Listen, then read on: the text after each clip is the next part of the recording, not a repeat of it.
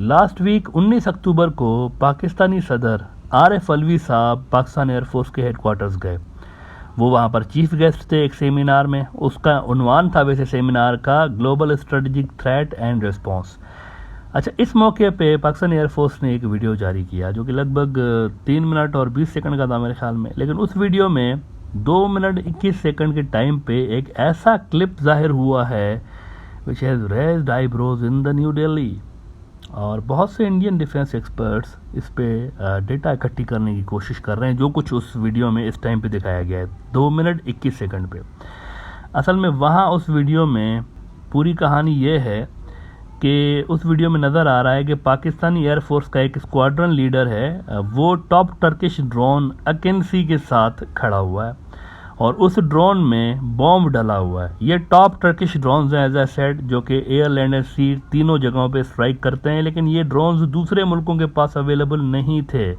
Probably Pakistan वो पहला मुल्क है जिसके पास तुर्की के बाद ये ड्रोन आया हुआ है। लेकिन नोबडी नोज़ कि ये कितने का है, कैसे पाकिस्तान ने कितने लिए हैं और वैल्यू क्या था कॉन्ट्रैक्ट का, ये किसी को नहीं पता।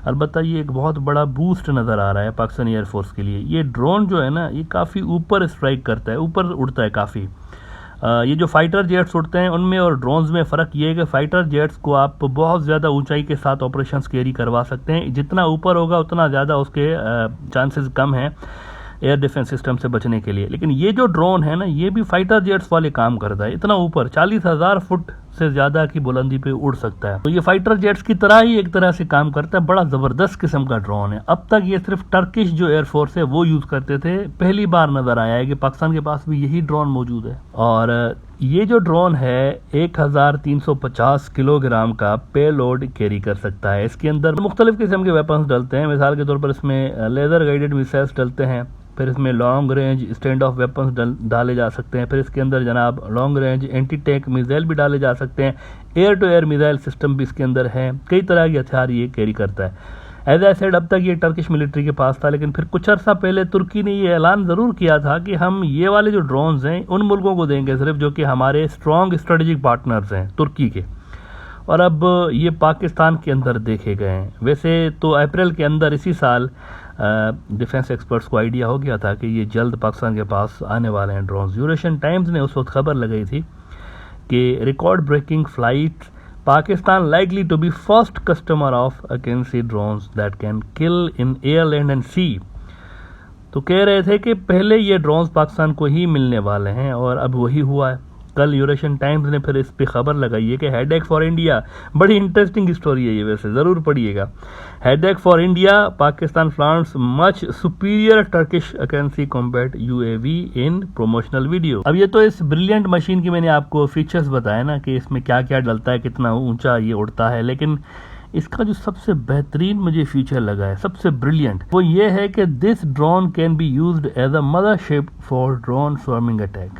कामाकाजी जो ड्रोन्स होते हैं ना, जिनको सुसाइड ड्रोन्स भी कहा जाता है, उनके बहुत से ड्रोन्स को ये वाला जो बड़ा ड्रोन है ये कैरी करके डिज़ायर्ड टारगेट के ऊपर रिलीज़ करने की कैपेबिलिटीज़ रखता है। कामाकाजी असल में अगर आप हिंदी में इसको देखें तो पवित्र हवा, पाक हवा को कामाकाजी कहते हैं।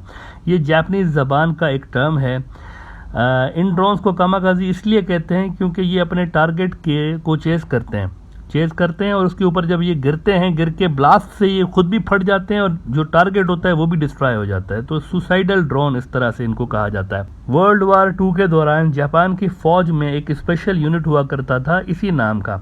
उसके फौजी ऐसे मिशंस पर जाते थे, स्पेशल यूनिट था, जहां पर वो पता होता था वापसी मुमकिन नहीं है ना, तो ऐसे मिशंस के लिए ये उन्होंने यूनिट ट्रेन किया हुआ था।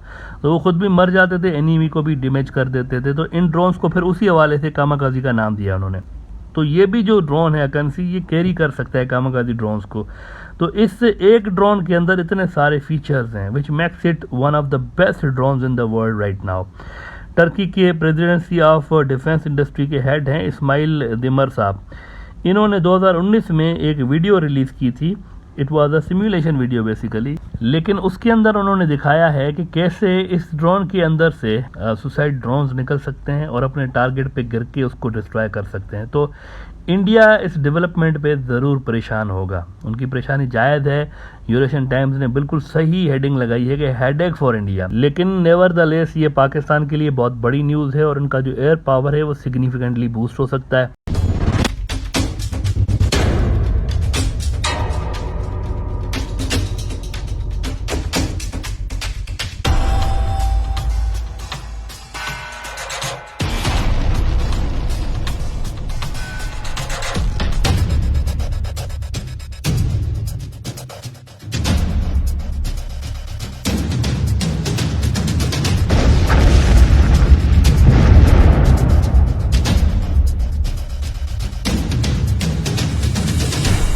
टर्की जो है ना, ये ड्रोन सुपर पावर भी इसको कहा जाता है। इनके जो ड्रोन्स हैं ये बड़े ज़बरदस्त किस्म के होते हैं। They are the global leader in drone industry. और पाकिस्तान का प्लस पॉइंट ये है कि पाकिस्तान के उनके साथ स्ट्रॉन्ग स्ट्रेटेजिक टाइज हैं। इंडिया का ये नेगेटिव पॉइंट है कि इंडिया ने उनके साथ कभी अपने रिलेशंस बना के नहीं रखे।